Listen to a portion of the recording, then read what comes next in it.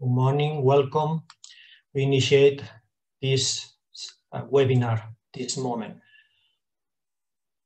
Welcome to the webinar Aligning Science with Society, which is one of the series of innovation for SDGs, inspirational tools towards sustainability challenges. Sylvia Llach, Vice Rector for Territory and Social Commitment of the University of Girona, will address you the opening words of this webinar. Please, Sylvia, welcome. The floor is yours, Sylvia.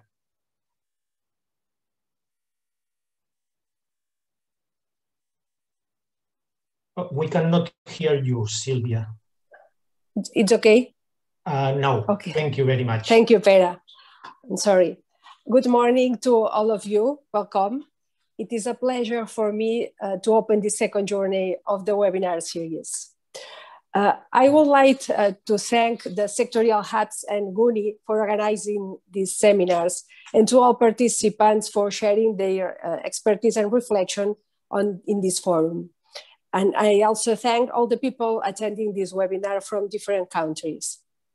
In this opening, I would like to explain how the University of Girona interprets the mandate of the SDGs, how we relate their objective to our nature and our way of being.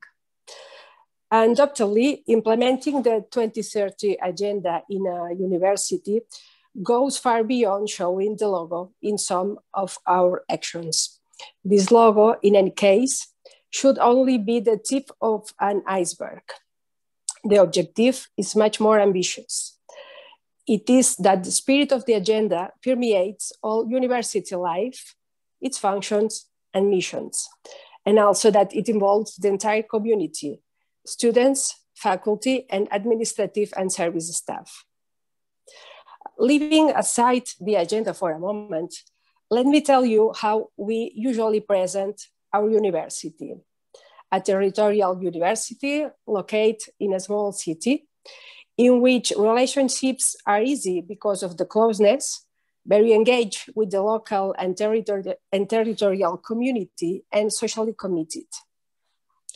How can these statements be related to the agenda's mandate? And what specific examples could you provide? Bearing in mind the 17 SDGs and relating the agenda with concepts that we usually use in our context, I can say that in the University of Girona, there is a relationship between the first 16 SDGs and our social commitment, and a relationship between the SDG number 17 and our community engagement, our involvement with territory and society. Why I establish this difference? Let me give some examples, starting with social commitment. The first is about volunteering. The UDG is the university that has more volunteers in relative numbers than any other in a Spanish state. This volunteering is anchored in more than 100 active agreements with social entities. Another example is university cooperation for development. In 2004, the University Council approved a framework agreement according to which 0.7% of much of the university's income will be allocated to cooperation projects and solidarity activities. I add two more examples of the structure of the university. First, the existence of this vice-rectorate, the first one dedicated to social commitment. Second, the existence of a service called Unit of Social Commitment, which deals with 7 areas that are perfectly aligned with some of the first 16 SDGs: inclusion, environmental sustainability, health, gender equality, cooperation, volunteering. In brief, when we talk about social commitment, we are talking about all actions that promote equal opportunities, social justice, environmental sustainability, people's dignity, inclusion, care, and action for vulnerable people. I think that these evidences show that the spirit of social commitment and 2030 agenda are not accessory to our university, but rather are nuclear at the heart of it. But this social commitment is part of another commitment, the community commitment, the community engagement. Early, I have related this concept to SDG 17, the SDG of Partnerships. This engagement refers not only the thematic objective we pursue, but also to how we do it, in what way, with what methodology, with whom we ally ourselves to achieve it. The university does not want to go anywhere alone. It is a part of a device for social transformation, part of interweaving with other agents that are part of society. In this way, science and society are aligned in all dimensions of university life: teaching, research, transfer, governance, management, dissemination, and so on. Let me give some examples now of community engagement. The sectorial hubs themselves, they network with society in specific areas. They connect research groups with the research needs of our territory, among other things. Another example is the Girona Region of Knowledge Foundation that has just been created in consortium with other public administrations. This foundation wants to promote and generate knowledge and innovation for the whole region of Girona, acting as one more European region. Or the 38 territorial chairs of the UDG spread throughout the region.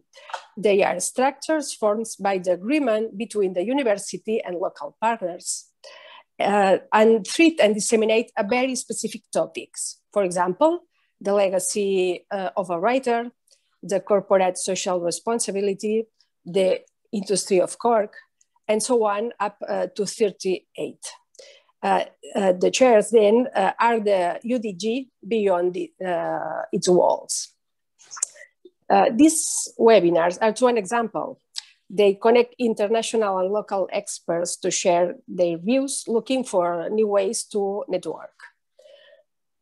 To close this list of examples, I would like to comment that we are participating as a pilot university in an Erasmus Plus project, the Shift-C project, steering higher education for community engagement. For us, it is an opportunity to assess to what extent our perception as university engaged to community is true, and explore ways to improve it together with other universities and partners. Finally, and to focus these examples to the topic that concerns today, I would like to say that I understand community engagement as the basis of the relationships on which social commitment, which is more related to the issues on the agenda, can be built and strengthened.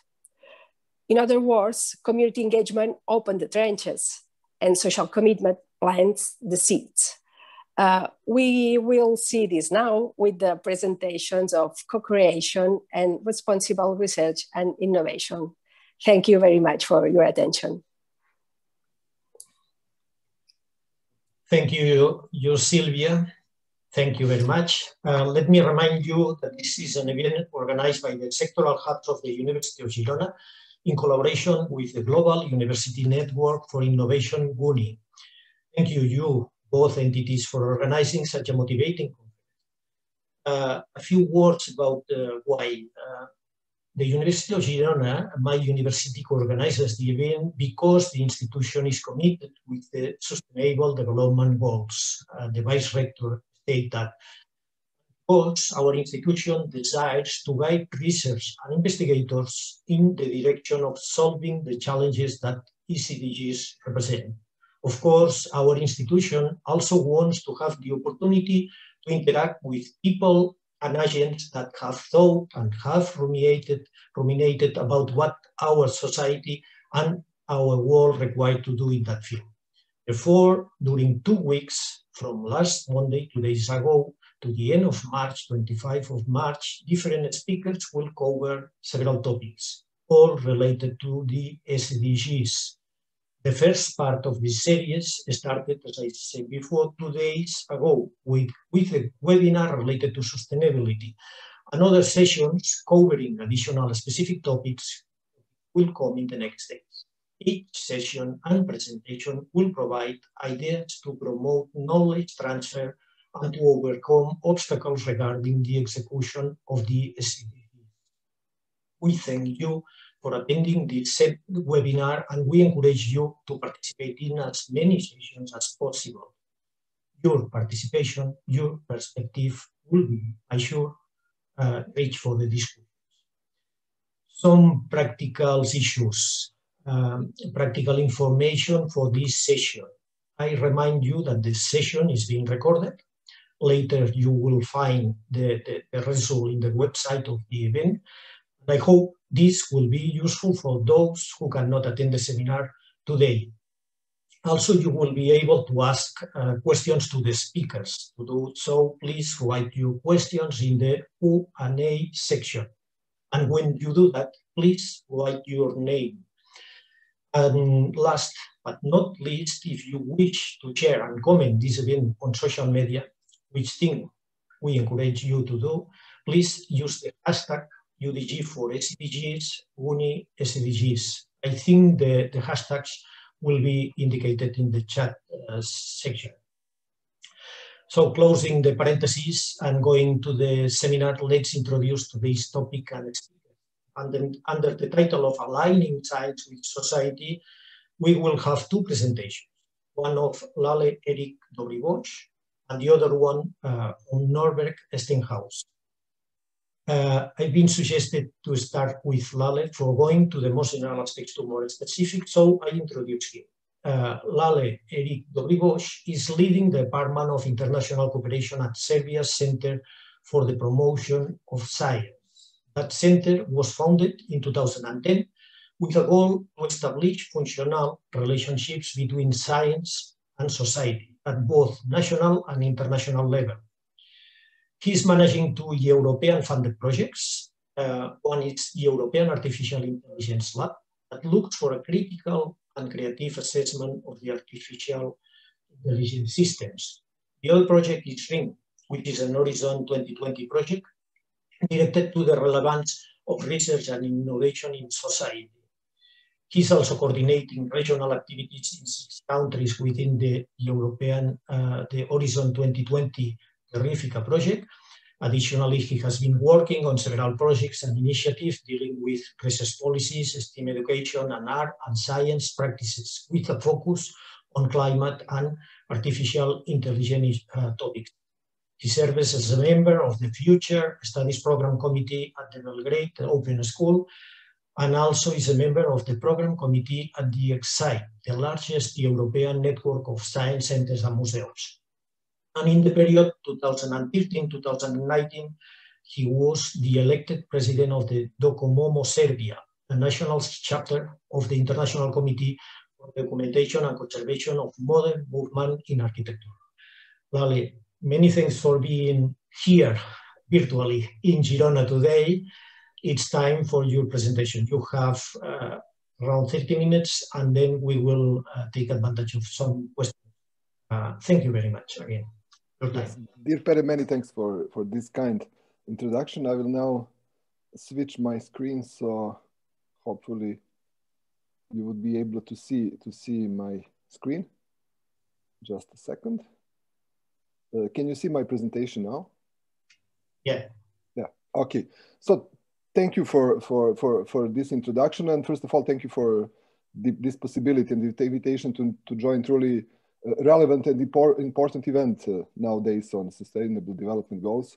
Actually, in these crazy days when we are mainly restricted for directly acting and being able to collaborate on a much more substantial level, actually this kind of discussions is truly important to keep those teams active and to see actually how to cope with them after this horrible pandemic hopefully decreases. In the meantime, of course, we are still facing numerous challenges that were active before the pandemic, and they are not waiting, unfortunately, for pandemic to stop. All those issues are still here, and we have to revise and rethink about possible ways how to address them, how to, first of all, assess them, and then how to jointly see what are the possibilities. In order to do so, there are numerous either policies, either initiatives, either associations or projects, and I would like to mention some in my presentation, which will focus at first place on the responsible research and innovation policy, or RRI, as a part of the large Horizon 2020 sub-program called Science with and for Society, and would also try to give you a sort of insight into the emerging Unesco's recommendation on science and scientific researchers, which are probably not so renewed yet because they were introduced and adopted by the UNESCO in 2017. However, their influence and the scope and actually possible repercussions that they are offering, I think it's truly relevant to be introduced and to be presented in the context of the Sustainable Development Goals event. But first of all, although you truly gave me a nice introduction, just to elaborate a bit about my background and actually the organization I'm working for. So as you said, we are a public entity under the Ministry of Education, Science and Technological Development of the Republic of Serbia.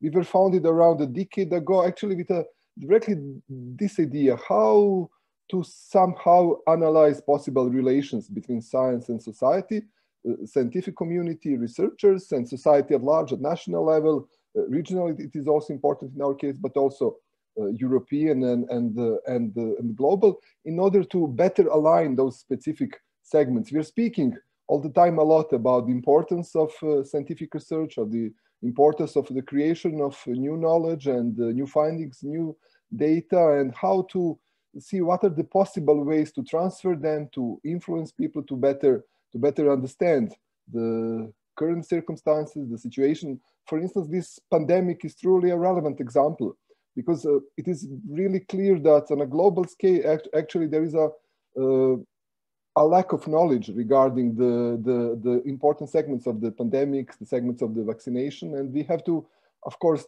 work in that field. It wasn't some of the major topics in the past. Now it is, but the organizations like ours and similars, no matter whether they are public, private, or independent, are important if they can make those bridges and fill that gap between relations. In some maybe traditions and countries, this is existing for quite a long period of time. For instance, in the United States, there is a famous American Association for the Advancement of Science, which is, I think, active for a century and a half, so more than 150 years, and with focus exactly in that domain. However, in many areas across the globe, even in Europe, it is not recognized at that level yet, and we are trying actually to fill that gap in our local environment and surrounding.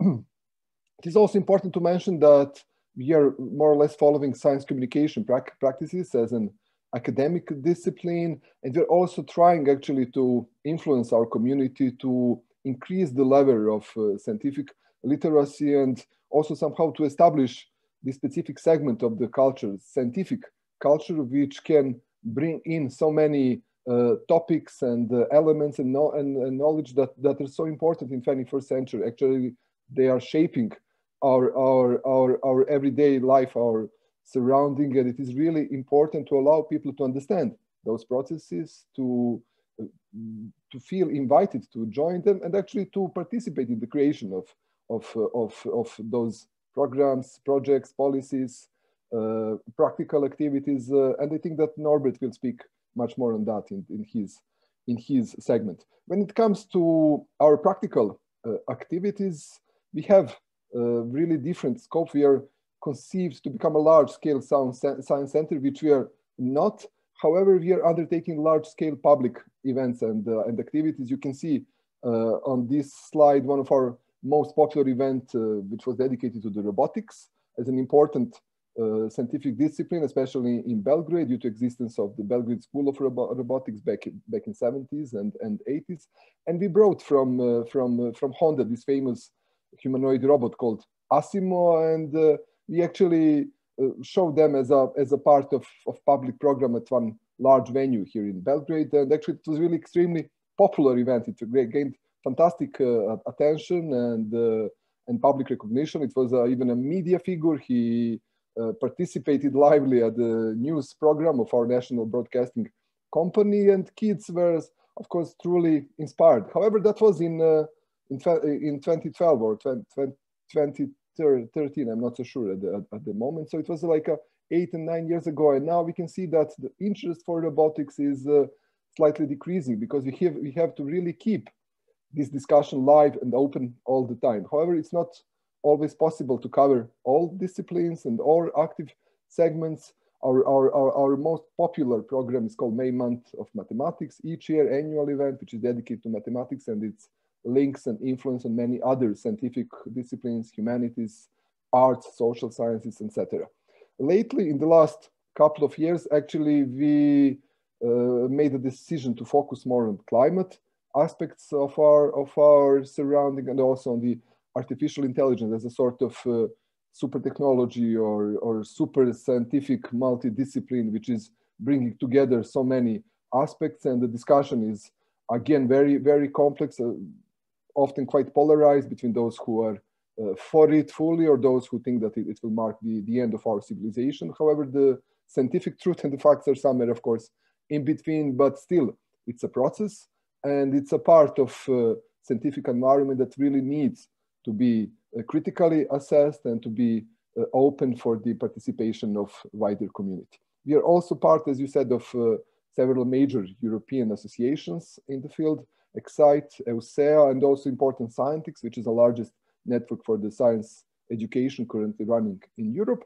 And we are practically implementing many of our activities throughout European projects. We've been involved in around 40 projects since 2012. And speaking about projects, now I would like to focus on one of those, which will hopefully allow us to better elaborate the role, the existence, the goals, achievements of the responsible research and innovation policy. So RINC project started in 2018 at one side with a goal to somehow address, not so critically, but through a sort of analysis of the possible relations towards SDGs. It wasn't by any chance back then. It was a strong decision rooted in policy documents of the Commission back then that were elaborating possible links with SDGs, and that were proposing an idea to better align European framework program with SDGs and their achievements. So RINC was formed after one of those SWAPS calls, which is also, again, very important.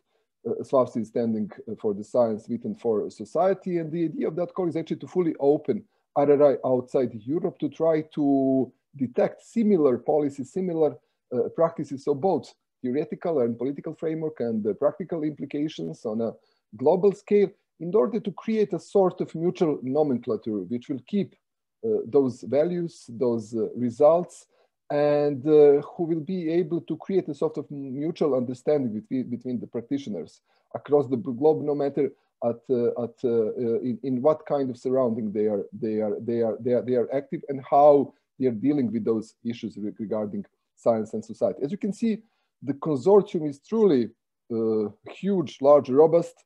It is led by the University College in Cork. However, Unesco has a central role in it, and it will last only for 1 month and 2 weeks. So it means that we are now finalizing all achievements, and that we can also now share some activities, some results and some findings. So coming back to the RRI from the RINC perspective, I would now recall again one major project who was probably the largest RRI related endeavor so far. It was the RRI tools, and since it was headquartered in your region in Catalonia, I'm sure that many of you are aware of that and probably were participating in some of its activities. RRI tools was branded as a flagship project then of the European Commission. It was funded through the previous framework program called FP7, with a goal to establish a clear path for the future and the practical implementation of the RRI policy.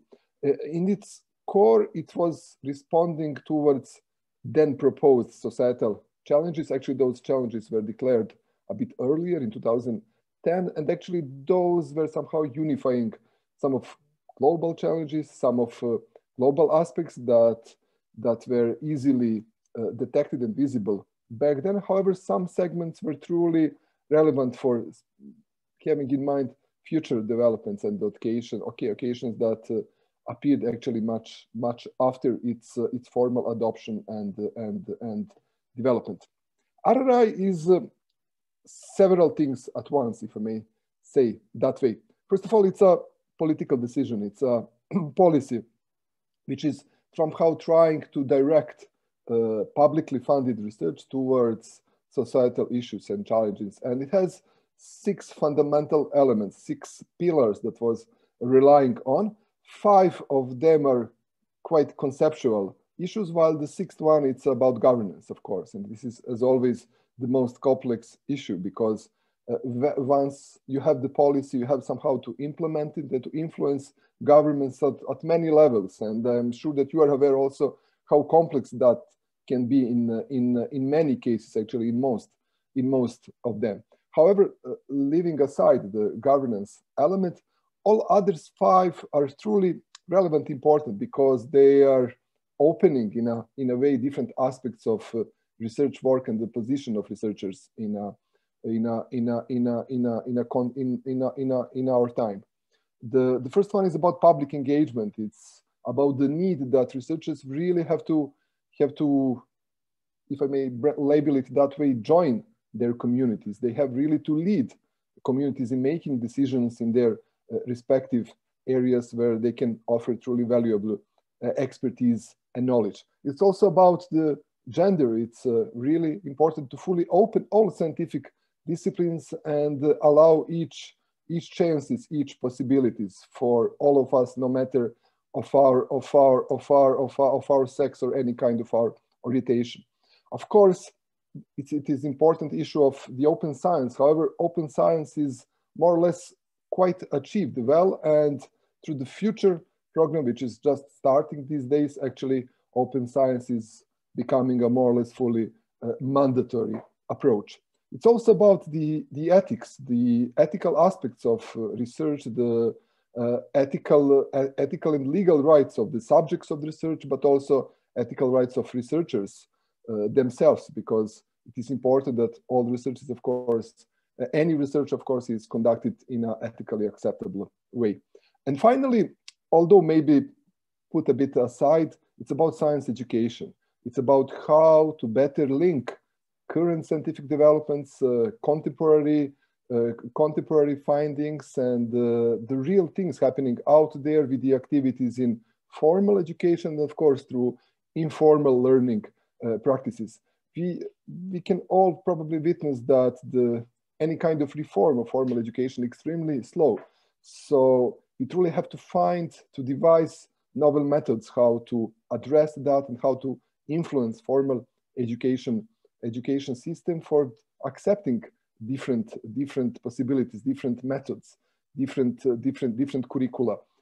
Probably the most active segment nowadays is so-called STEM or STEAM education, which is standing for science, technology, engineering, math, and sometimes we have also this A for arts within, because it is a sort of method where actually one topic, one theory is not presented from a perspective of one subject, but as a really complex segment which has many elements in different sciences and which could be traditionally taught from different classes. When we are speaking about RRI tools, which it's not active project for more than 4 years now. However, its portal is truly a fantastic online repository for all kinds of materials and resources. And I'm sure that many of you are using it or at least trying to consult it for possible solutions. RRI Tools portal is still a sort of meeting point for all kinds of practices, and all of us who are working in this field are uploading our novel materials and documents and any kind of results on that portal. So it is still truly a central point for RRI from many perspectives, and I would again invite you to approach it and to see what it can offer. You can of course address it from different perspectives, but you can quite easily try to search across the available materials. RRI Toolkit created its own toolkit, which is a sort of introduction into RRI, and which offers opportunity for the self-assessment through a so-called self-reflection tool. However, you can easily try to find adequate materials for yourself. At one side, you should define yourself through this model of the quadruple helix, which is trying to cover all relevant aspects of the society nowadays. There is a more advanced quintuple helix, which is also taking into account environmental aspects of our work and the position to somehow look for so-called nature-based solutions, which will not harm further our environment. And also you can search it through those RRI pillars. So you can assess the RRI as such, as a framework, as an umbrella concept, but also you can look for adequate materials in a specific segment, like either ethics or gender or science education or whatever you're looking for. RRI, as I said, is a sort of practical policy within the horizon, especially its segment called Science Written for Society. However, the development of that program and the policy could be really tracked long back in the history. This is a sort of genesis of it through different European framework programs starting in 2012, and how it was influencing, and when we are now finally in this moment in 2021. And before addressing this issue, I would now return to our ring project, because it maybe has something to offer in this regard. At the very beginning of our project in 2019, actually we undertook a really huge online global survey, which was also followed by physical interviews with stakeholders, relevant actors, and practitioners.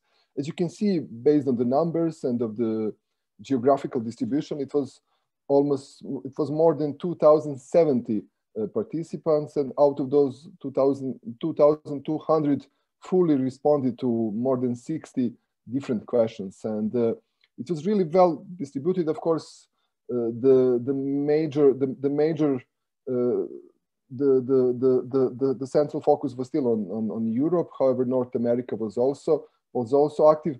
As I told you, Ring project has a really large network of beneficiaries, including us here in Serbia at the center. However, there are also additional external parties, and those parties they are existing in 8 or 10 countries. So they are very well covering all regions, all continents, and many regions at our planet.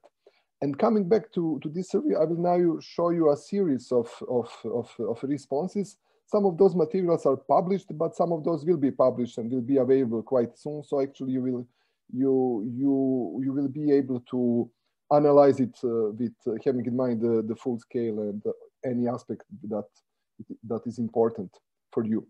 I was trying to just show you some important aspects. It was assessed through this AIR principle, which is somehow trying to better align social sciences with related research or with related service, and it has in mind a sort of different steps, different ways how to approach the subject matter or any individual respondent. So it was about diversion and inclusion, of course, and you can see from those graphs that more or less people are generally agreed about the need of individual researchers and of course the research and such to take into account a sort of multidisciplinary approach, a sort of way how not to avoid any important, any relevant segment. Just to also underline that this geographical distribution is following UNESCO UNESCO approach. So it's not like literally through continents, but it's how UNESCO is looking at the globe. And of course, United States is separated here because they, as you maybe know, they left UNESCO a long time ago. Hopefully, they will return now, and it was important just to show their perspective. And of course, they are leading in this segment, having in mind this positive perspective and more or less agreement how to address this aspect. It is of course important to take into account any kind of societal concern, but from the local, national, regional, continental perspective or global perspective, and it is applicable. It is important to be responsive towards those issues that could be easily detected in your imminent surrounding. For instance, in our case, we are facing a severe air pollution in the last couple of years, and now we are actually trying to, on one hand, inspire researchers to focus their work on that agenda. On the other hand, we are also trying to present to the wider audience results and existing knowledge that can help us to somehow try to respond to the issue and to address this specific challenge. When it comes to the openness, which became one of the leading notions for the coming framework program, again, more or less mutual global agreement of that. It is truly important to be fully open and that allow insight into both results, data, publishing reports, papers, etc. in this regard. This is just specified for the data. You can see, and I will now switch between two slides, that researchers across the globe are not that eager to open their data as they are for their results and findings. Of course, it's quite clear why this is the case, and of course it is important to protect the individual and rights and intellectual property of any research and any researchers that who is standing behind that process. Again, about societal needs, and you can see that at any territory across the globe, there is a more than a half of respondents is fully open to work on that agenda for that perspective. When it comes to the ethical principles, which are again important segments of the RRI framework, it's a different, and it's ranging from below the half in the African countries to more than 3/4 in the United States.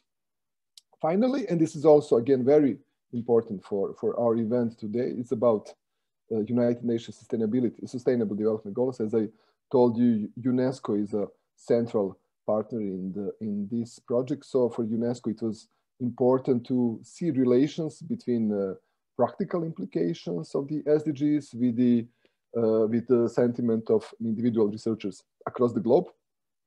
So you can see that there are some kind of differences.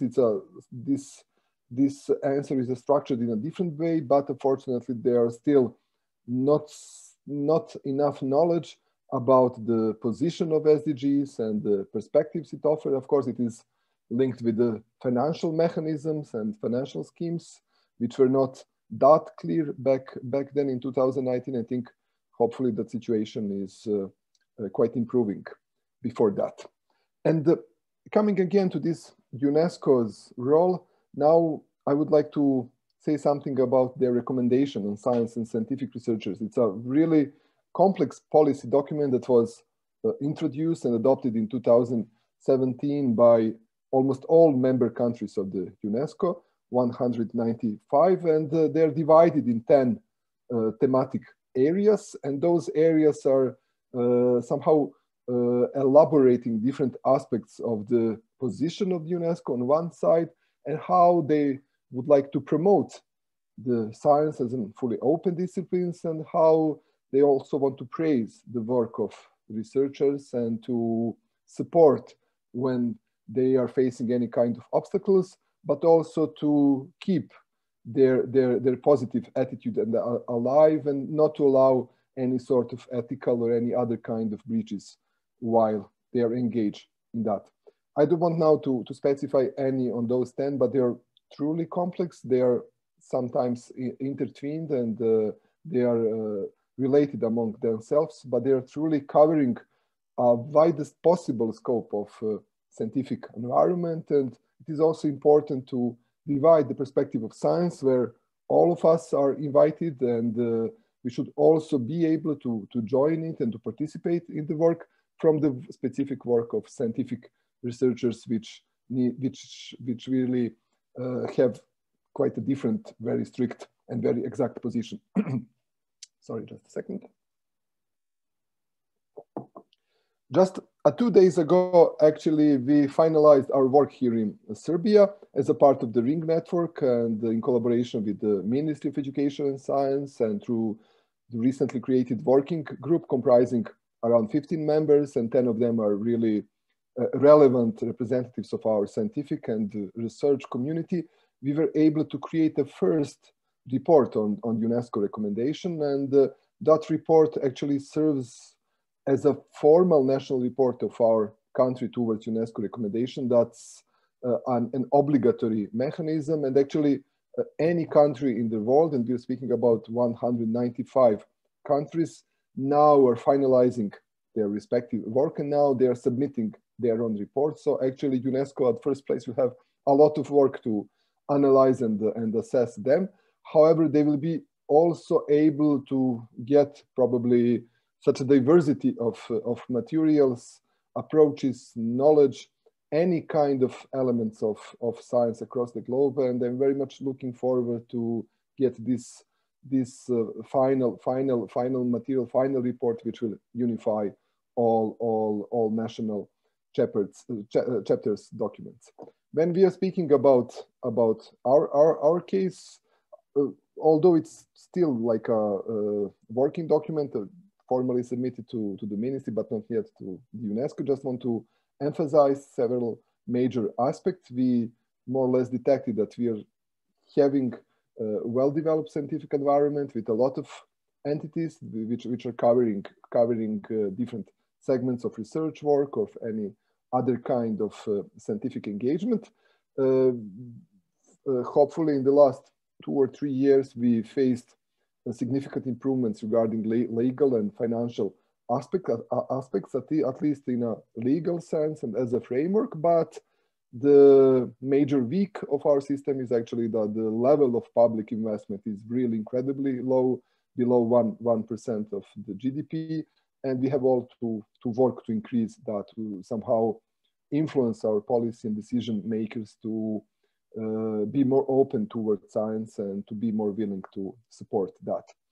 Important engagement of science is also visible, especially now throughout these pandemic times, when it comes to the assessment of the coronavirus or COVID disease, and also throughout the vaccination process. We also had very important issue here. It's about environmental things. It's about the construction of hydropower plants in derivative ones in protected areas, and the whole community more or less stood against that. But some of the scientists really support decisions to abandon that plan. It's not fully formalized yet, but some progress has been made. However, and unfortunately, it has to be said that some scientists are the opposite side, and actually they created a sort of reports that allow permits for their construction at first place. When it comes to actually our work, unfortunately, we also have to detect that there is a lack of wider public support and understanding for the research and of the research community, and we also want to work on that. However, we are engaged a lot when it comes to the more or less contemporary science communication and citizen science practices. Recently, citizen science is integrated and inserted into the novel strategy for the scientific development until 2025. And our organization, CPN, has a prominent role in that, and will be in charge of funding citizen science project in Serbia for the first time, which is a truly important improvement in our case. Now, and with this, I would like slowly to close my presentation. We're coming to the novel framework program. As you maybe heard or maybe followed that, it was formally launched in February during the, I think, Portugal presidency of the European Commission. But we have to wait until April to see for the first program documents. Many documents leaked and they are circulating around and available. And usually they're more or less the same, like those official one coming in April, but let's wait for a while to see what would be realistic and how we should approach Horizon Europe. But the central element, it's integration of sustainable development goals, and that was foreseen long time ago, and that was one of the issues why Ring tried to actually address SDGs through its global survey and to align it better with also another UNESCO framework regarding recommendation on science and scientific researchers. Very positive aspect is that more than 1/3 of the budget is dedicated to addressing climate change, and there are many positive aspects, but RRI is not that visible there. And why is that? Well, RRI as such is probably not be seen anymore as a formal policy of the European Commission. It's not following Horizon Europe, but it is important segment of any of those proposed segments when it comes to the mission. Just to focus your attention to the first one, which is trying actually to address climate change, but from the societal perspective. It's about transforming EU and European societies, and it's about a joint response and joint activities in that area. Those are other mission segments. Another one which is dealing with similar issues is about developing climate neutral and smart cities. This is again a proposed structure, and we can see that one segment, which is more or less same as in the previous Horizon, it's about inclusive societies. There are different aspects, different segments. There are additional segments which are of the Horizon Europe, which are addressed for specific entities or institutions. I don't want to integrate that, but it's important that one segment still is keeping this spirit, this flame of the RRI as such. When it comes to the open science now, which is bringing in segments of the open access from the past, but also many other segments of the RRI framework and related pillars. Many of them are somehow influencing the development of the novel policy, and we can see the spirit of RRI existing. Unfortunately, RRI is rarely even mentioned.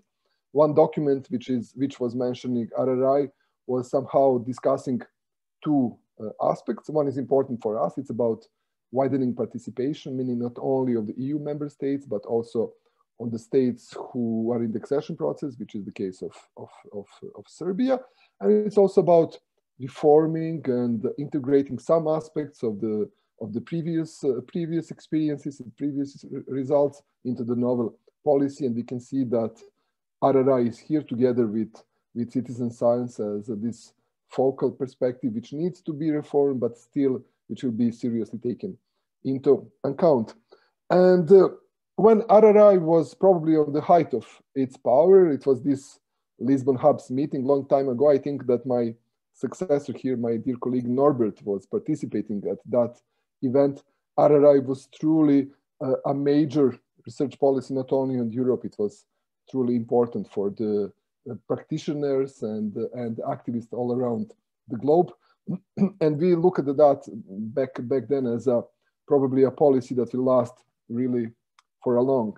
Unfortunately, the European Commission changed and the priorities also changed. So you have from the past some really nice visual solutions. And speaking about Ring and UNESCO, you're aware that UNESCO is one of the major bodies of the United Nations, which is in charge of both science and education, but another part is of course dedicated to the culture, such culture in general. So we can, and I can witness that RRI is becoming part of the UNESCO's recommendation on science and scientific researchers. It's not existing there, but all RRI values are integrated into that recommendation, and some segments are clearly rooted into RRI policy. But speaking about the other aspects of the UNESCO, actually, we probably should be assured that RRI is becoming part of this UNESCO heritage dimension, and like many material cultural aspects and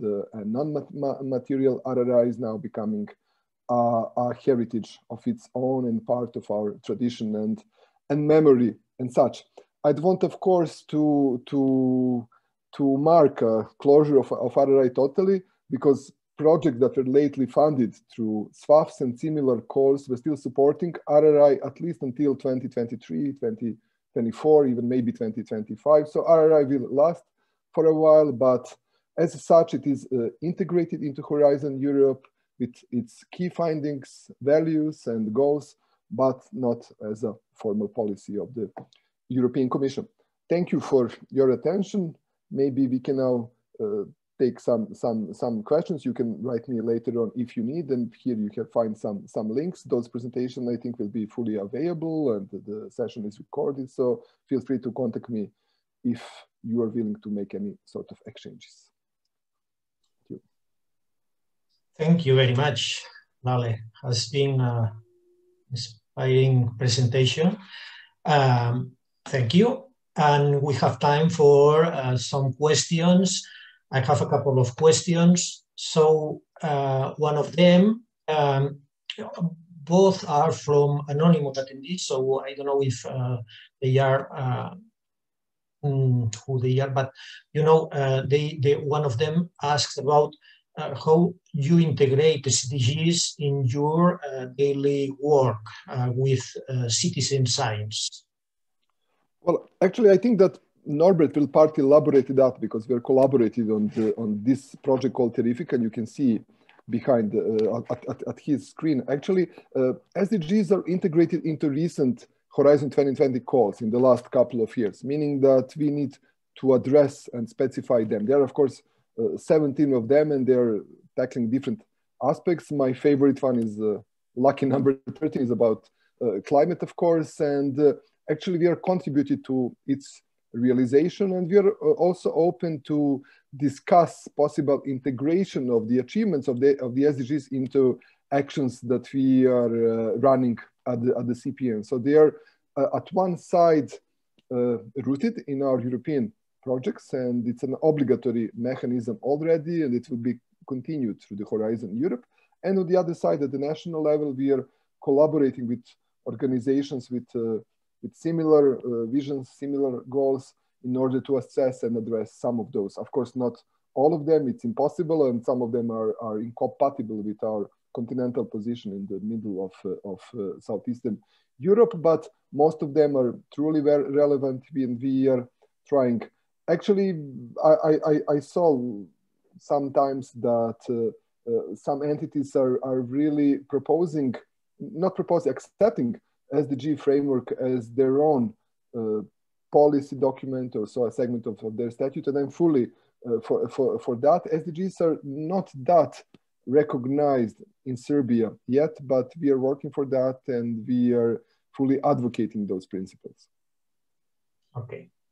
Second question also about SDGs, but this time related to artificial intelligence. What role do you see for artificial intelligence in citizen science and SDGs?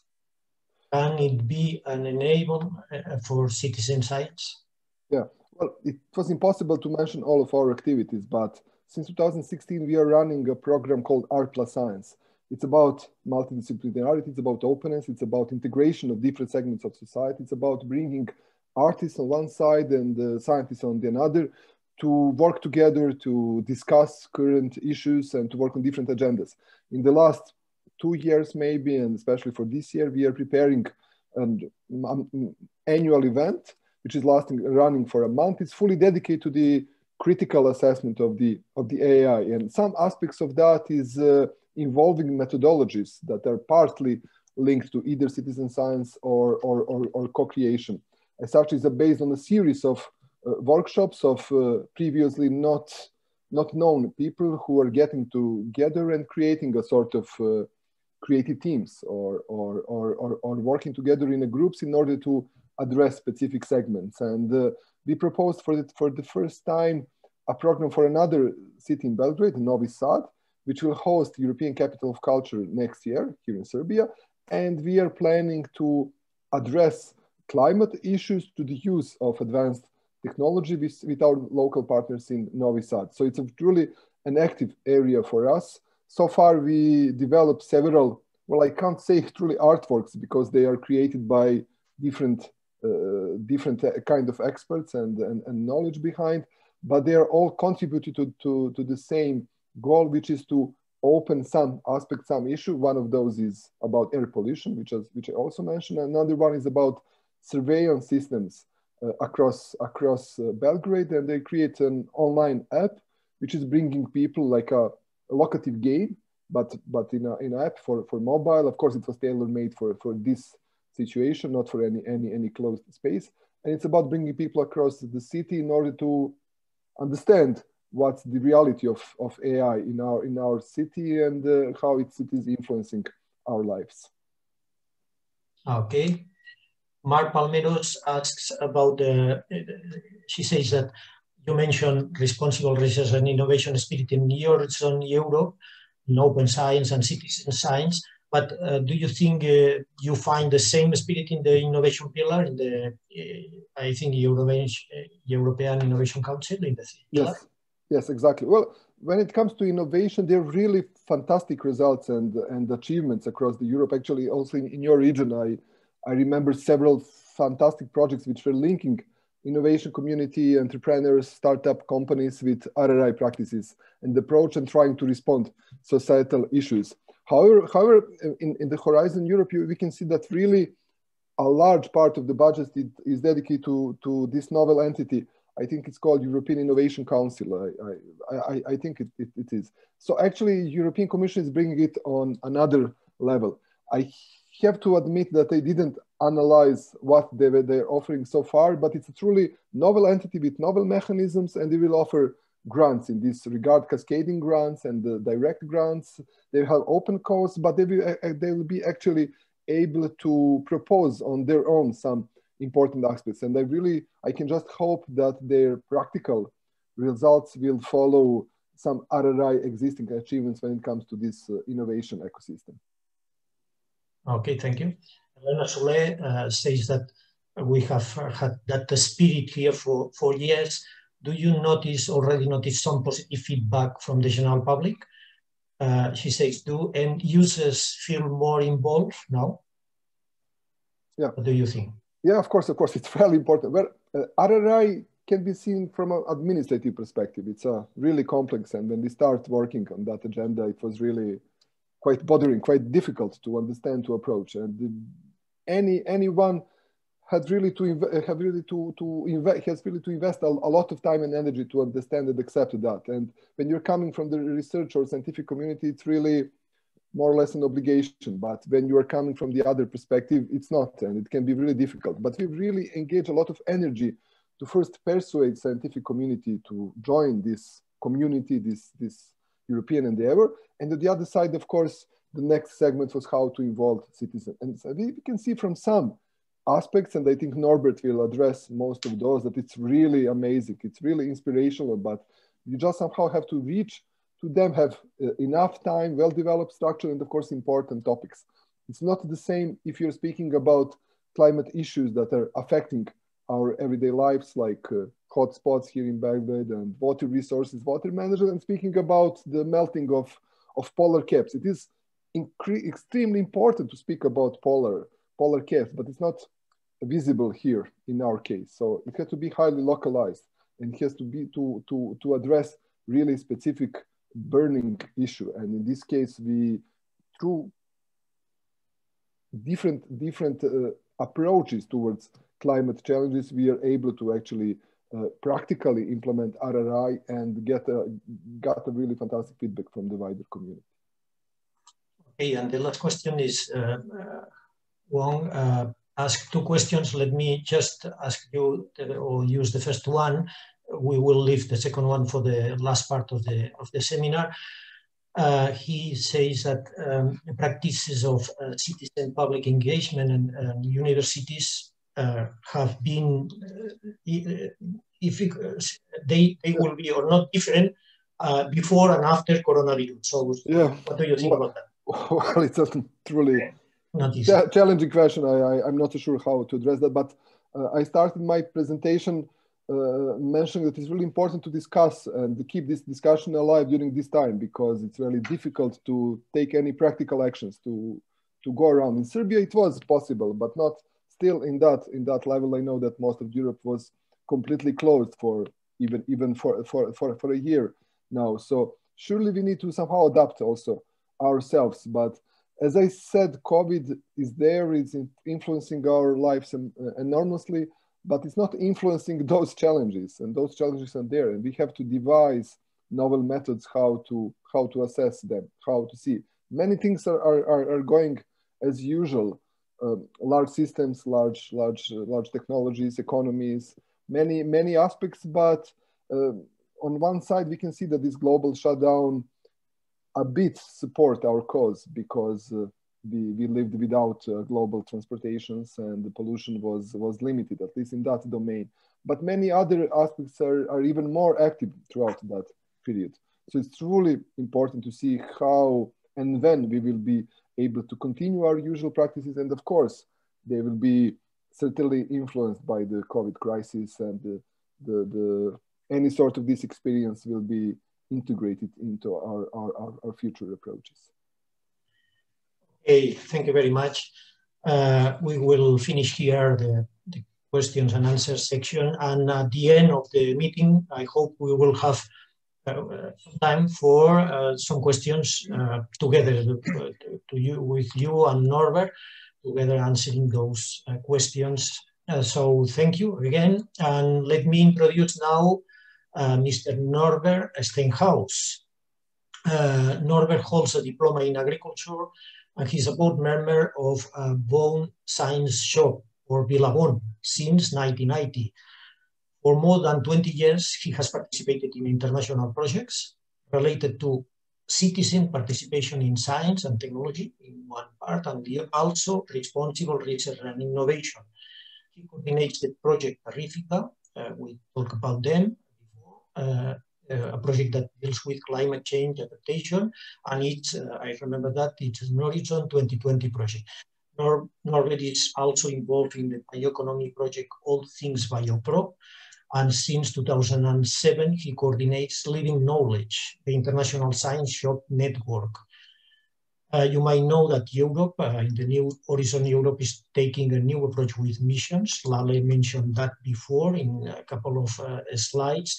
Missions are those commitments oriented to some of the biggest challenges facing our world. So Norbert is member of the Mission Assembly for Soil, Health and Food. Important responsibility, so congrats for that, Norbert. He has been member of the steering committee for a conference by the National Research Council of Italy, held in Rome. And in 2018, he was appointed to a transfer audit for cooperation strategies of a German university. Besides, he's an active member in APUSEN, Asian Pacific University Community Engagement Network, and is active networking in local, regional, national, and international networks, such as National Cooperation Centre for Public Engagement in UK, Global Alliance on Community Engaged Research, Canadian and US-based community-based research, and also UNI, one of the organizers of this webinar. Please, Norbert, you have your 30 minutes. Thank you also for being here. The floor is yours. Thank you very much, Pere, and thank you very much, Alicia, and all of you for the invitation to give a short presentation here. Thank you, Lale, for your excellent presentation. Of course, I also have a question, and maybe we can discuss that later. I'm not able to type a question in the question and answer section.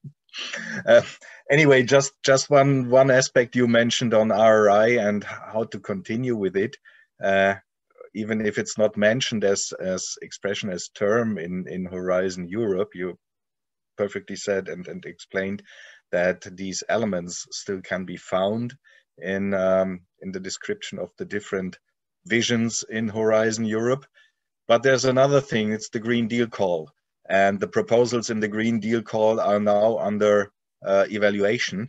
And if you think of a accepted and funded project, which now starts by the end of the year probably, and it will last 3 to 5 years. So RRI, which is a core element in the Green Deal call, will be with us at least for a couple of years, exactly as you said.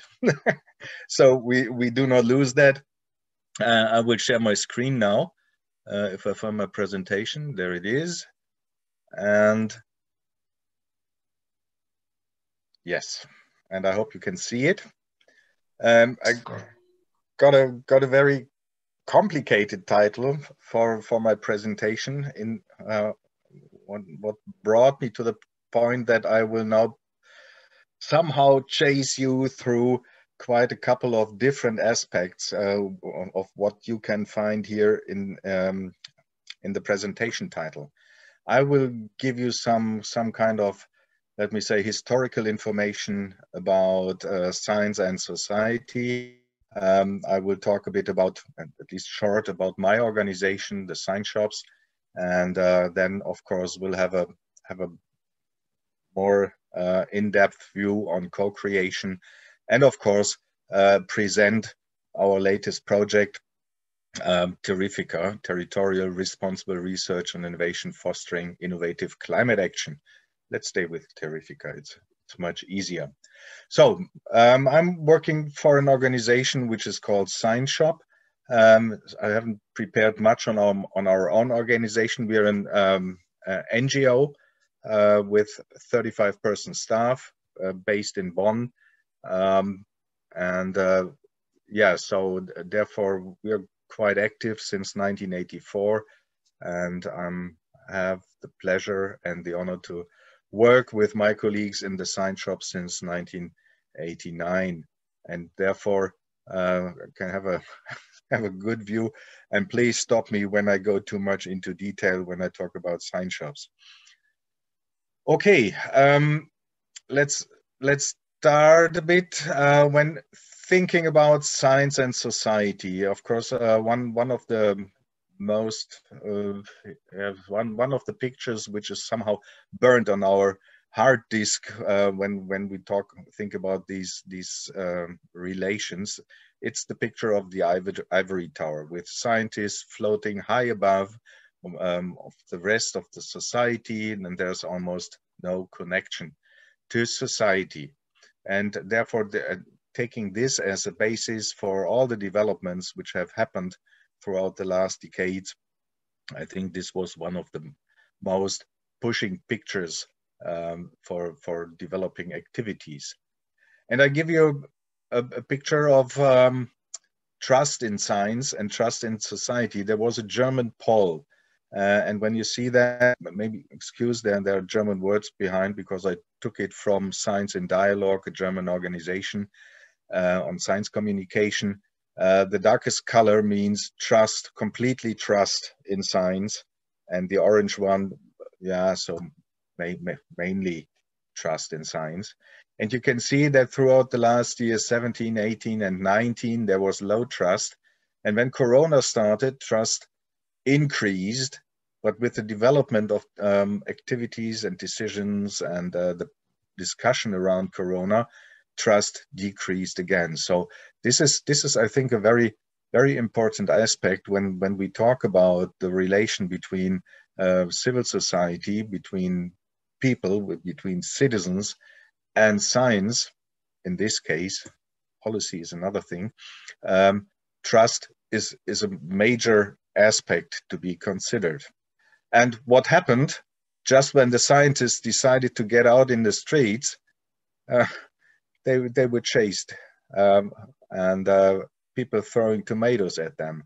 So it's a very complicated situation. It's a very complicated relationship between science and society. And looking into the science and society in general, this is nothing new. This is nothing but what happened with the framework call or now with Horizon Europe or with seventh framework program or Horizon 2020. No, it started much earlier. If you look into the Universal Declaration of Human Rights, it's written that everyone has the right freely to participate in the cultural life of the community, to enjoy arts, and to share the scientific advancements and its benefits. So it's 1948, and for the first time it was written down that there is that it needs a specific responsibility on all sides to make this share of scientific advancements possible. But if you look into society relation nowadays, participation in science, ask a scientist, it's like 4 wolves and 1 sheep decide to what to get for dinner. Thinking of the wolves, excuse me, it's policy, it's research, it's education, and it's business on the one side, and then we have the sheep, the civil society. Yeah, so what's getting in? What do we get for dinner? No? I think it's a nice picture, which can be applied here. But having a look into the history of science and society, it was in 2001 that the European Commission published a communication presenting the Science and Society Action Plan, which is a specific goal to go into effective collaboration. Sorry, I have to move. Yeah, between science and society, recruit new talents, and combine scientific excellence with social awareness and social responsibility. So since 2002, the Commission has provided funding every year to make science more attractive. And a number of European projects were developed and implemented in the 6th framework program in science and society. And the budget provided has expanded throughout the different programs. But also the name changed.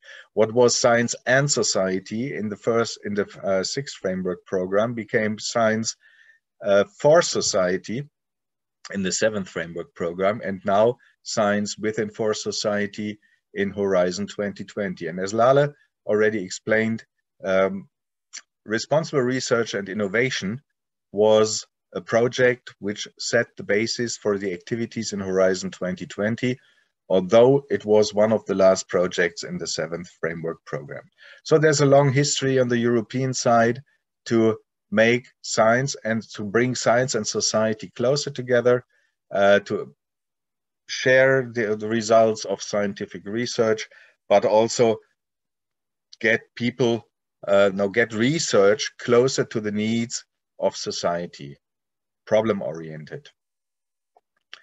It's about bridging the gap between science and society. We see that it's already on for decades.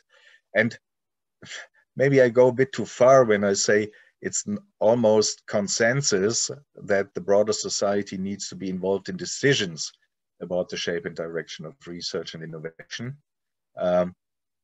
Probably it depends a bit on who you ask. If it's a more or less agreement that civil society should be involved in decisions about the shape and direction of research. But responsible research and innovation, as Lale said, has become one of the key words on the European stage. A complicated term, so sometimes it can be replaced one by one with the term transdisciplinarity, but it's a term on the agenda, even now hidden, not the hidden agenda, but hidden on the existing agenda. And other expressions have appeared, expressions like citizen science or co-creation, which seem to be a bit more popular or easier to digest from the researchers or the politicians' side. And all in all, when we talk about participation and co-creation involving citizens and society into research, it's about new forms of collaboration to explore the full innovation potential just decoupling science and society. It's addressing local and global challenges, from local to global, but also from global to local. And it's about developing modern science processes. And there's a scientific, a social, political, and media interest. But most of all, participatory science and co-creation are useful tools when addressing the sustainable development goals. They can buy in from a broad spectrum of actors to contribute to the SDGs, but also support the European Green Deal targets and allow to engage co-implementation of transition pathways. So this participation and co-creation is the approach to get all people on board, and not in a bottom-up, in a shared responsible way, and not just in a directed top-down approach.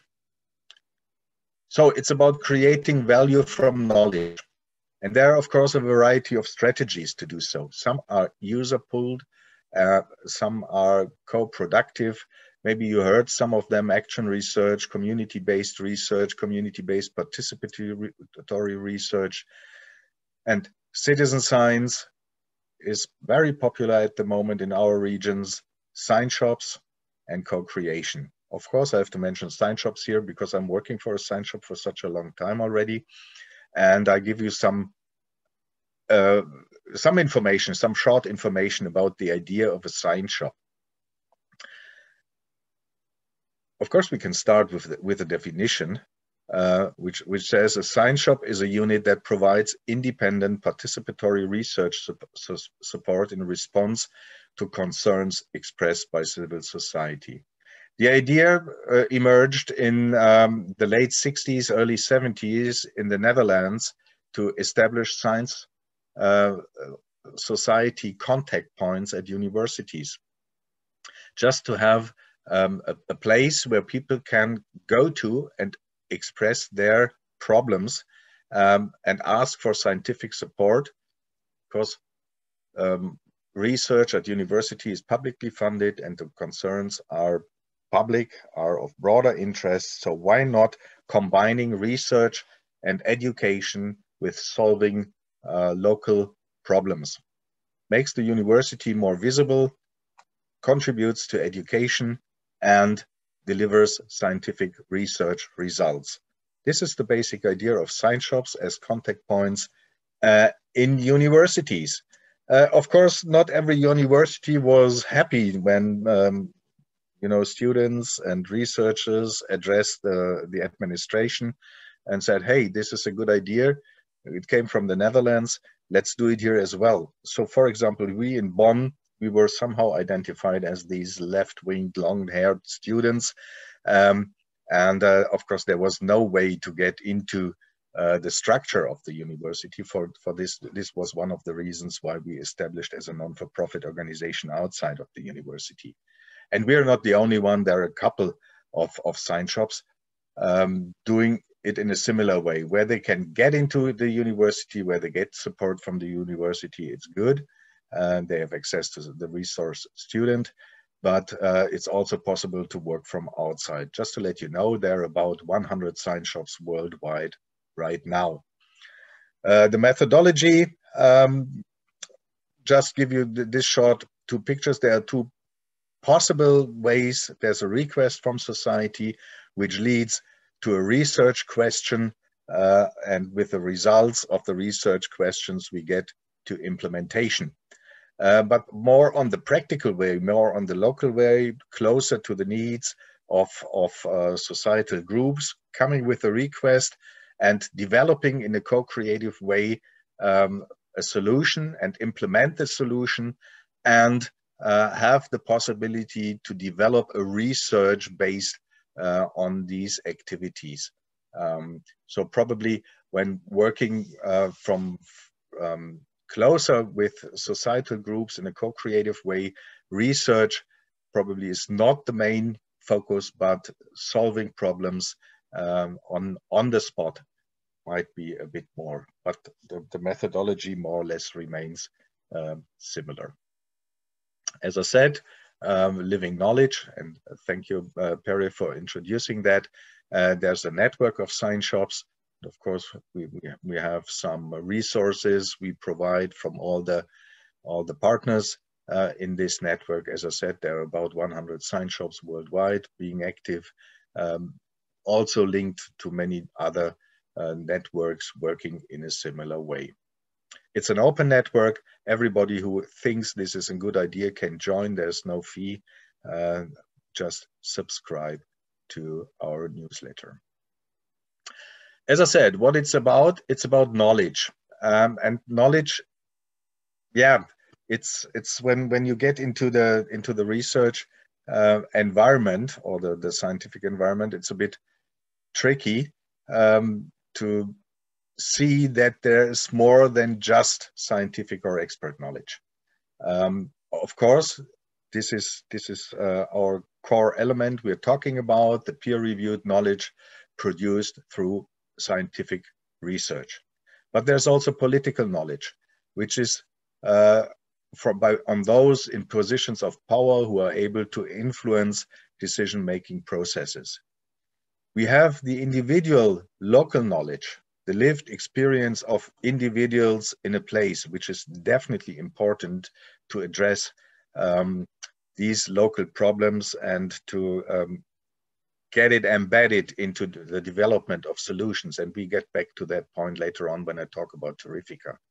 And of course, there's a collective cultural knowledge, especially when we talk about indigenous people and the understanding of natural resource management. So we're talking about knowledge and how to make use of knowledge.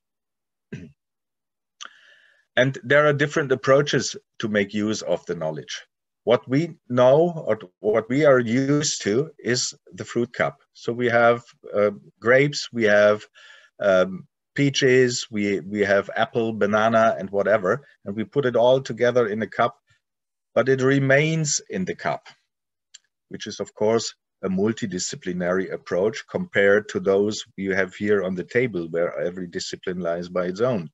But what we want in transdisciplinarity and what we want to have in responsible research and innovation is the smoothie, where all the knowledge, all the activities, all the capacities and skills get into one fruitful and hopefully delicious activity, solution, and implementation of knowledge related to the requests and the concerns.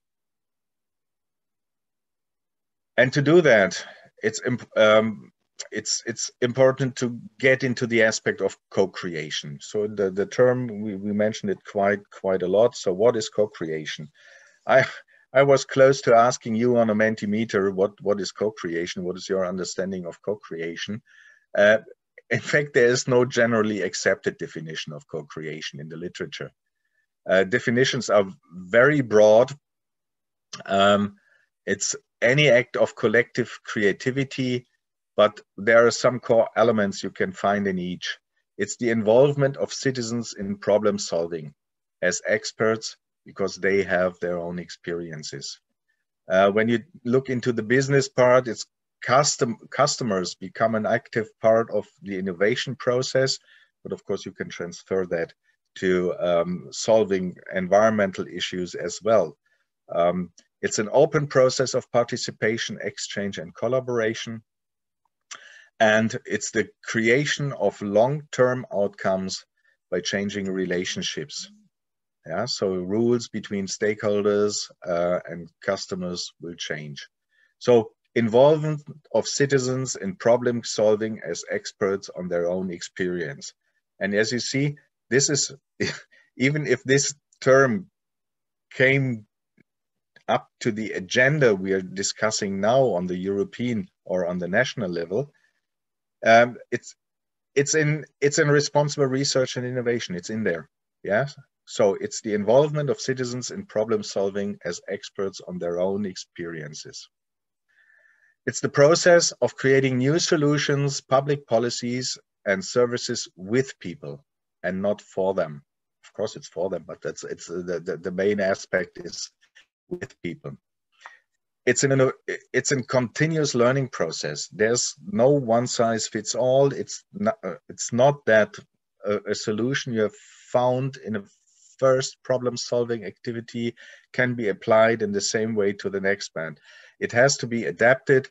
There has to be feedback, and there has to be an open communicative culture to facilitate the active involvement of citizens or other external stakeholders.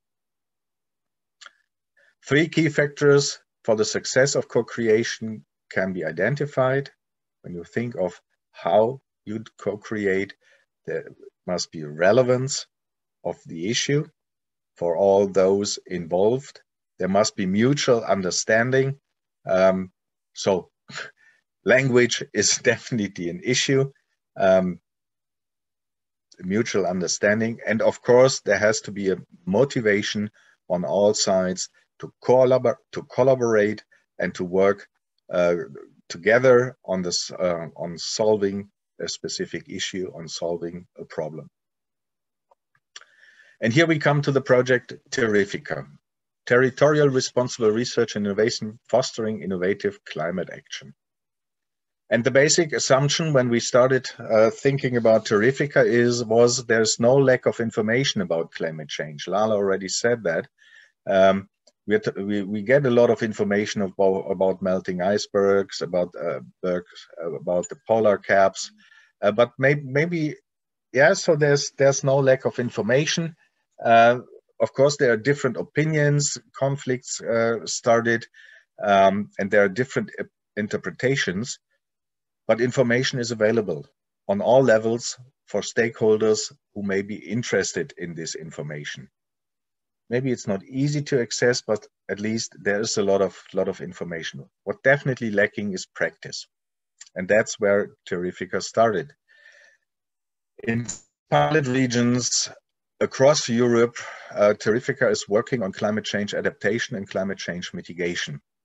And due to the varying severity of nature, climate impacts, we said we have to address different issues related to the most urgent problems in the participating countries. As you can see, partner in TeRRIFICA in Spain is GUNI, or let me say ACUP. It's Sciences Citoyennes in France. There are 3 organizations in Germany, 2 universities, and WilaBonn Science Shop. There's a university in Poland, in Poznan, and we have a civil society organization for the education on sustainable development in Belarus. And of course, you already met Lale in his presentation before, Center for Promotion of Science in Serbia, with reaching out to Southeast European countries as well. So TeRRIFICA combines territory, but also social commitment. What we do is we involve citizens in agenda setting processes corresponding to climate change challenges. Together with local partners, our pilot regions develop climate change adaptation plans that will lead to hopefully institutional governance change. Local stakeholders develop, test, and develop concrete actions focused on mitigation and adapting to climate change issues, and make the RRI environment more inclusive to society, included in regional policy contexts, especially with a focus on open data and public engagement. So how do we involve these partners, and what is the start, the basis for doing so? So we developed a tool to address these challenges. It's a crowd mapping tool which allows citizens in the pilot regions to mark on a digital map where they think climate change is experienced. So it might be a hotspot in the cities, a temperature hotspot, So hot in the direct meaning of the word.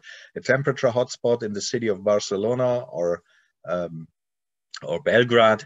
It might be wind erosion in the region our French partners are working with, or our university partners in Germany are working on.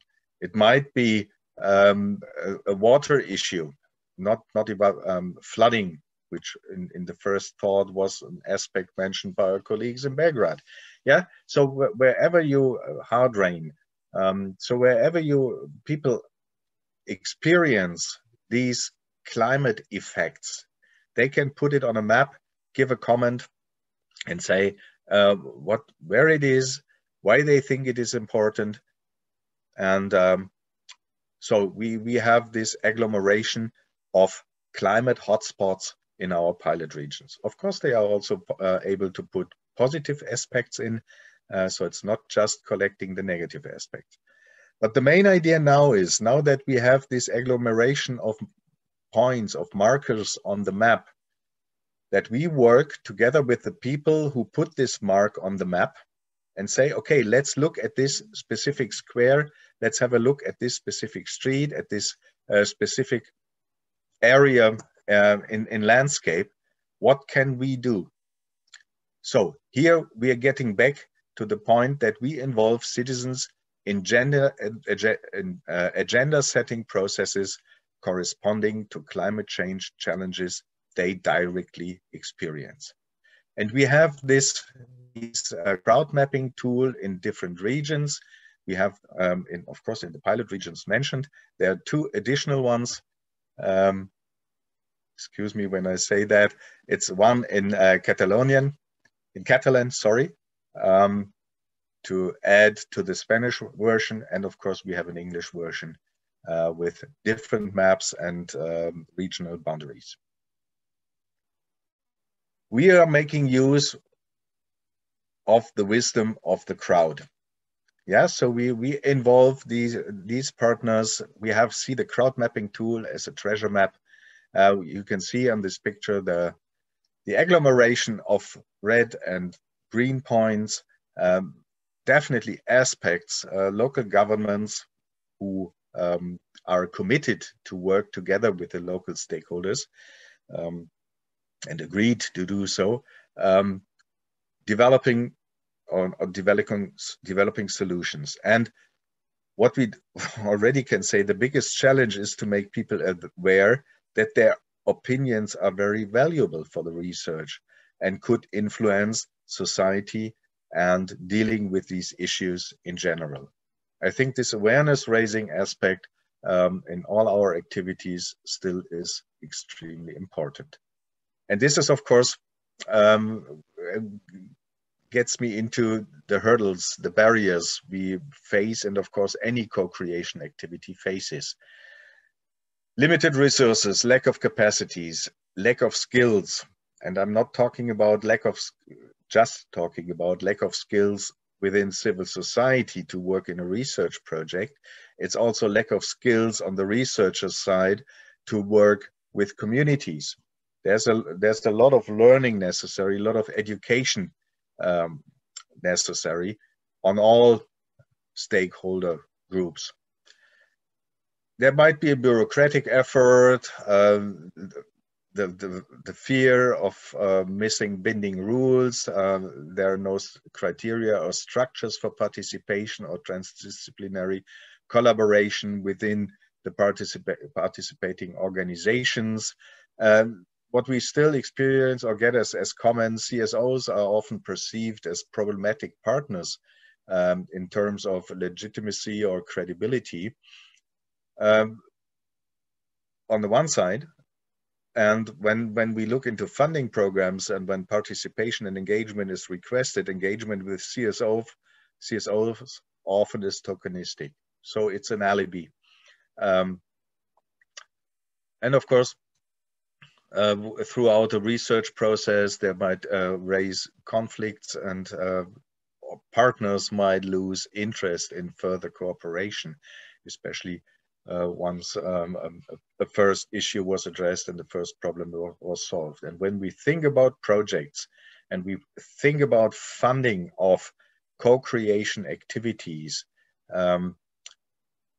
with among different stakeholder groups, there's definitely a problem group, which I call the reviewers of proposals.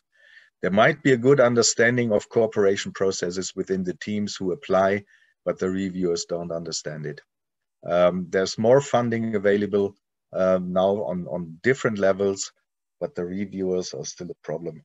Of course, there are more, yeah, but I'm doing this kind of evaluation right now for the Green Deal call. I definitely can say there's a lack of knowledge about co-creation on the reviewers side. So when you think about co-creation, be aware of hazardous coastlines. Look out for lighthouses. Look at good examples to learn from. There's a lot of experience that people working in co-creation processes are willing to share. And Lale already mentioned the RRI Tools database. There's a lot of information available there. And so you can see the RRI Tools database as this lighthouse that might lead you through difficult waters. It needs resources, time, money, from the university perspective, also students to work in a co-creative way. It needs acknowledgement of engagement and support for publications in open access. Hopefully, and there were some aspects already going on, and I think Sylvia mentioned it in the beginning, it needs new curricular and teaching elements that societal engagement is implemented here. It needs structures for cooperation and co-creation.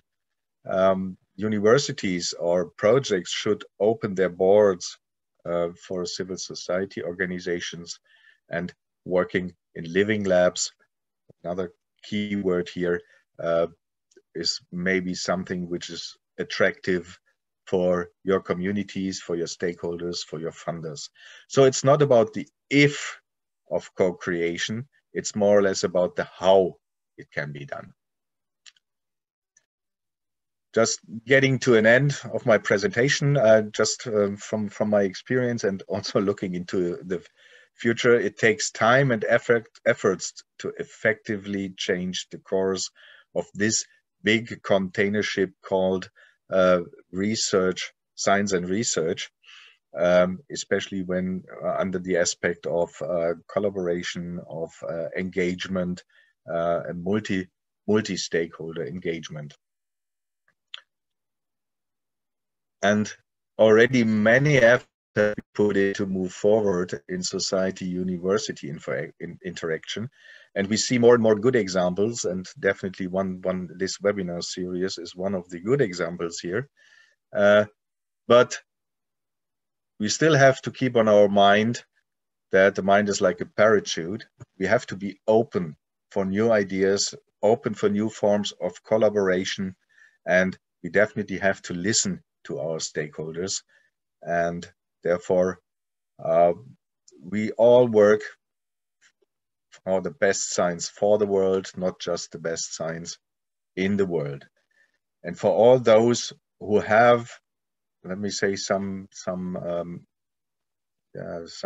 power, don't give a destination.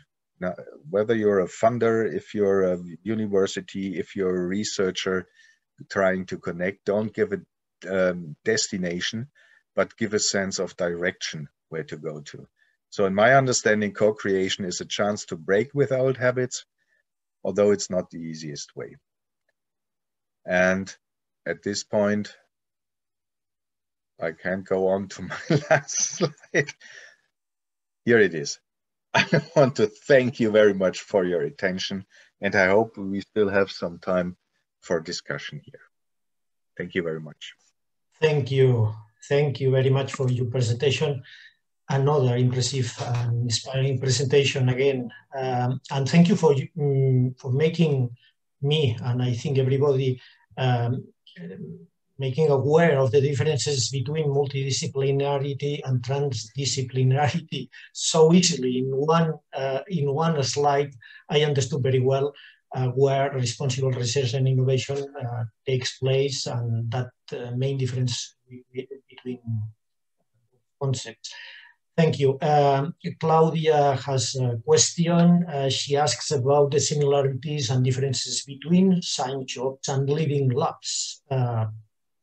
She asks if co-creation is the main aspect in science shops also. Norbert. This of course is difficult, because you have to have a look at it from history. Science shops really started with a letterbox at a university. Please ask your question, and then this letter was taken. It was read. The question was forwarded to a researcher. This was the very first approach how to link local needs to university research. Now, when thinking about living labs. Of course, a science shop cannot play a role in a living lab, but a living lab is a process in a region, and research can be an element in it. And of course, science shops here can enter as, let me say, mediators of the process, as interpreters, so translating the questions. A science shop definitely is not a living lab. It's an actor within a living, can be an actor within a living lab. And co-creation, going to the second part of the question, is a core element in at least our science shop work. There's, as I said before, there's no one size fits all. There are different aspects of science shops, and when you look into the university-based science shops, they more or less are into the translating aspect, making a popular problem or a common problem translated into a research question, and translating the research results in a way that the community understands it. More and more people, or the groups expressing their needs, are involved into these activities. But it depends a bit on the model of a science shop the university establishes. If it's just forwarding, let me say, topics for bachelor, semester bachelor or master work to interested students, or if it's really embedded into, let me say, a larger strategy of interaction with the community. And so these methodologies, all methodologies are connected. So science shops do citizen science, but science shops also do their own research. Science shops are doing dissemination. So it's a nice potpourri, and it depends definitely on the circumstances, on the ground the science shop is working on. And this probably leads to the second question I read in this Q&A section: how easy is it to start a science shop? As I said, when we wanted to start, it was difficult to get the attention of the university for this innovative approach of picking up local needs for research, or at least to solve these local needs or local problems.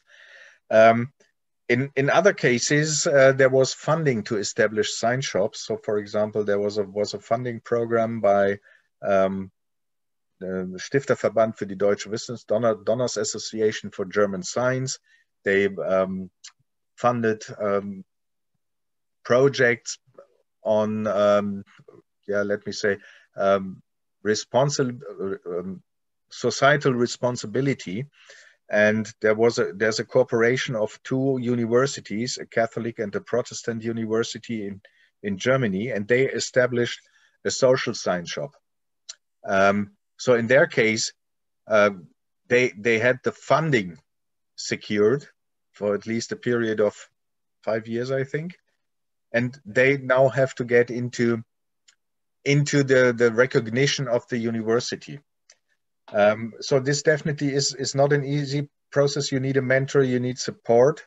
But one of the experiences of Dutch colleagues was when they were looking for a scientist to supervise a student work on a problem expressed by a local civil society organization. In the first, it was very difficult, and finally they convinced the professor to supervise the work, what he definitely had to do anyway, no matter what topic it was. But in this case, it was a really societal issue. And after the work was finished, the professor said, "Oh, this was so amazing to learn about this cooperation and learning from civil society and getting deeper into their understanding of different issues. If you have another topic or problem related to my research topic, please invite me again." So this is a learning process within the institutions. Yeah, so. Yeah, Norbert, and an anonymous attendee asks if you have any recommendation for a handbook that can be useful for understanding more deeply co-creation and providing guidelines and so on. Bibliographic recommendation, I understand. A clear yes. If you look, have a look at the website of the TeRRIFICA project, into the resources, there's the guidebook on co-creation. I'm not sure if it's called that way. There was a project which was called Bloom, which was on raising awareness for bioeconomy. There's a handbook for engagement and co-creation, describing background, describing, but also introducing specific methodologies to be used. You can find similarities between these handbooks, because they're just good, and they're just then let me say adapted to the specific topic of the project. So these are possible. I just saw the link in the chat. If you have any questions related to that, please send me a message, and I can provide you some information on that. Perfect, thank you very much. And let me open now the discussion also with Lale, and I come back to the question that I had previous question by Yuan. He asks about the role. You both are experts in Horizon Europe and in the science policy, European science policies. So which role for humanities and social sciences in Europe? Do you think about that? Both of you, I don't know if you want, Lale, start you and then Norbert. Thank you. Yeah. Well, actually, like Robert mentioned, one of the largest last call within the Horizon 2020 was dedicated to the Green Deal. And although Green Deal from the scientific or technological aspects is quite linked with the different sciences and technologies, of course, the implications of its realization, the actually influence of the society at large is much more related with the work of social sciences and humanists. And when speaking about the forthcoming Horizon Europe, you can see this major pillar, which is again addressing global challenges. So for those societal challenges within Horizon 2020, we are now addressing global challenges through the SDGs, through other practices and political frameworks. So the role of social sciences and humanists is really critical. It's instrumental in order to persuade citizens to join those actions, those attempts, those methods, methodologies. When speaking about those programs that like Norbert mentioned, and also about this multidisciplinary approach, of course, it's truly necessary to involve many aspects of different sciences or humanities into the process. It's not only about involving citizens, it's not only to expanding that segment, but actually scientific approach should be assessed from different perspectives. And I'm sure that actually science is developing some novel technological solutions or addressing specific climate or any other aspects actually to be truly relevant and helpful to collaborate and work together with their colleagues from other disciplines. Mm-hmm. Norbert? Yeah, I was just thinking, awareness, commitment, trust. I think these are key terms when thinking about involving any stakeholder. Maybe from the citizen's perspective, there's a bad experience that many share, that they were invited to time-consuming hearings and involved in activities, and in the end nothing happened with their input. And this is definitely something which has to do with trust, and we all have to think about that, that we just only promise what we are willing to implement. And I can give you an example. Of course, we are talking about lobbyism here. When it comes to a co-creative approach in whatever topic. In Germany, the Ministry for Education and Research has set up a long discussion process on science communication. And one element in this discussion is participation in science communication. And when I look into the pre-final documents now, where all the big research organizations in Germany have put their comments in, they're even going back behind public understanding of science. Yeah, so they're leaving co-creation, they're going back to folders and press releases. There's a strong lobbyism in research organizations. I don't know, Lale, if you experience the same. Of course, you have good examples, you have willing partners, but it's still not mainstream. And therefore it's difficult, and therefore it's extremely important to really build up trust with those you're involved in, and not just doing it as a tokenism, but really should be committed to work with the results and take the results serious. Yeah? And of course, create understanding within the different stakeholder groups. It's not an easy process. It's going on for decades, and it will go on for decades. Plus, please don't give up. Yeah, well, if I may just join this, actually, it's also about generations. It's a generational issue as well. And of course, that younger generations are much more open towards different kinds of collaborations. And in our case, of course, it is possible, and also we are a public entity, so it's probably easier for us than to other similar organizations across Europe. It's easier to involve policy and decision makers at some level, but it's extremely difficult to influence, to change, to adapt, to adjust their policies toward real needs. That's a most complex issue in our case. So they're willing to listen, to participate, to join, but not until the very end of the process. And also just to mention one segment which we didn't mention at all. Horizon Europe is now coming, but the restructurement of European programs is not only at that level. Several other major programs are also in the similar position. And having in my perspective of the Tirana University and the GUNI network as well, Erasmus is also quite important in this context. And one of the goals with those programs and others as well is actually to somehow integrate them, to provide this sort of effect of synergetic effect to actually address same or similar aspects, but from different perspectives. So actually they are looking for possibilities to how to connect activities within the funded projects through different programs, so which may be interesting for your mainly community here, but also from social sciences and humanities. We are speaking about the COST program as well, Creative Europe, which is also starting with novel program for the same period, Erasmus, and many others as well. Yeah, there are a lot of aspects to be considered and things to be changed. That's why I mentioned the containership. The science and the research system, scientific system, is not a national one. It's not a local one. It's not a national one. It's a global one.